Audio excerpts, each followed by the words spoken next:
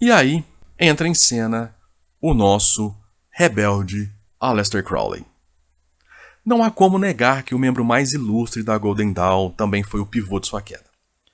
Aleister Crowley ingressou na Golden Dawn em 1888 com o nome iniciático de Perdurabo após ter iniciado na obra de Matters pelo amigo George Cecil Jones. A forma como Crowley se desenvolveu até chegar à Golden Dawn foi detalhada numa biografia que a gente escreveu para ele aqui no canal, aqui no site, eu vou deixar linkado para vocês, tá? Então, ele não chega lá como alguém ignorante no ocultismo e no esoterismo. Ele já chega lá como alguém minimamente versado, né, em magia, em ocultismo, tá? Em hermetismo. Aquilo não era um mundo novo para ele. Tudo bem? Bom, a normalidade dos adeptos da ordem decepcionou Aleister Crowley, que era uma figura, digamos, de gostos peculiares, tá? Mas ele focou nos estudos esotéricos de modo que sua evolução na ordem externa foi vertiginosa. E ele jaquitava-se do seu rápido galgar de degraus, ou seja, ele foi sendo iniciado nos graus, nos níveis da ordem muito rápido, porque ele era muito inteligente e para ele o ocultismo, o esoterismo, a magia era algo muito natural, tá? Ele era um gênio da arte. O problema é que a polaridade que ele empregava não era assim tão boa. Tanto é que ele vai mudar muito a forma com que os sistemas mágicos vão ser feitos no século XX. Então, ele tinha essa genialidade para essa arte ocultista, então ele vai evoluir muito rápido na ordem. Crowley foi um prodígio dentro da Golden Dawn, sendo que em maio de 1889 já havia completado o círculo externo e ansiava por entrar no círculo interno. Olha, ele entrou em 1888 na ordem. Um ano depois ele já tinha completado todas as iniciações do círculo externo. Enquanto saciou sua sede por conhecimento, Crowley ignorou todas as incongruências que cercavam a Golden Dawn. Mas quando sua vida libertina começou a atrapalhar sua entrada na ordem interna, sua postura mudou. E aqui é quando eu digo que é por isso que eu disse que ele tinha gostos peculiares, para dizer o mínimo. Para adentrar ao círculo interno, Aleister Crowley deveria ser aceito pelo seleto grupo de pessoas que formavam essa parte da Golden Dawn. E isso vai causar uma guerra dentro da ordem da Golden Dawn a partir de agora. Essa parte é muito bem contada nesse livro excelente do Johann Reis, que chama Aleister Crowley, a biografia de um mago. Esse livro é excelente, o link dele está na descrição. Se você quiser ter uma biografia do Crowley não enviesada, porque a maioria das biografias do Crowley elas são enviesadas pela figura, pelo estereótipo que ele se tornou, tá? Essa daqui não, essa é uma biografia que foge de estereótipos, tá? E conta realmente o que ele era, o que ele fez. E essa parte dele na Golden Dawn é uma das melhores partes do livro, muito bem explicado, muito bem detalhado. Então tá aí a dica para vocês. Vamos contar um pouquinho de como foi essa guerra lá dentro agora. A guerra dentro da Golden Dawn. Na verdade, Perdurabo, como Aleister Crowley era conhecido na ordem, nunca se importou com a existência ou não da tal da Anne Sprengel, mas sim em absorver o máximo de conhecimento, principalmente sobre rituais. Ou seja, ele estava pouco se importando com como os rituais eram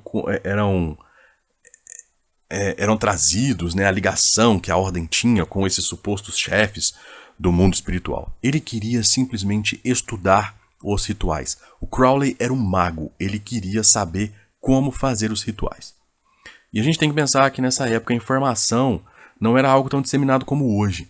Você não podia entrar numa biblioteca em Londres na época e ter acesso ao que você quisesse. Não, você precisava entrar numa ordem dessa. E para ele, que queria esse conhecimento, na cabeça dele, a ordem interna é onde estava o que ele queria saber. E eles não deixavam ele entrar na ordem interna. Para adentrar o círculo interno, Crowley recorreu ao amigo Alan Bennett, pupilo de Samuel Mathers. A recusa oficial de sua inclusão no círculo interno foi feita em 1899, marcando uma desavença que direcionaria a Golden Dawn para sua maior turbulência, ou seja, foram muitos anos de tentativa dele.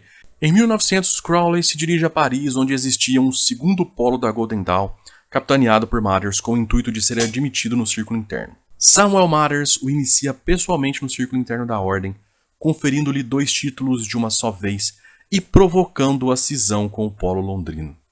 Ou seja, lá no polo londrino, que não era onde o Samuel Liddell Mathers estava, que era onde o Aleister Crowley estava, ele queria entrar no círculo interno da ordem e os membros lá não deixavam.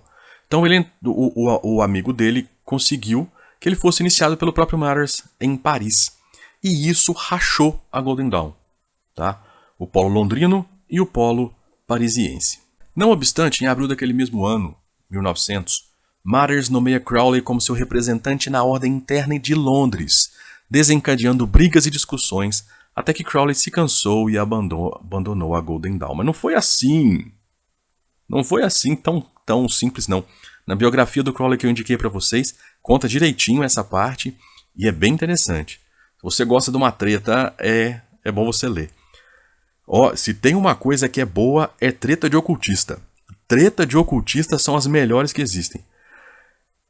Então observe, olha só o que aconteceu. O Crowley não tinha como ser inserido no círculo interno da ordem em Londres. Ele foi para Paris, o Mathers o iniciou no círculo interno da ordem e ainda colocou ele como o seu representante oficial na parte londrina.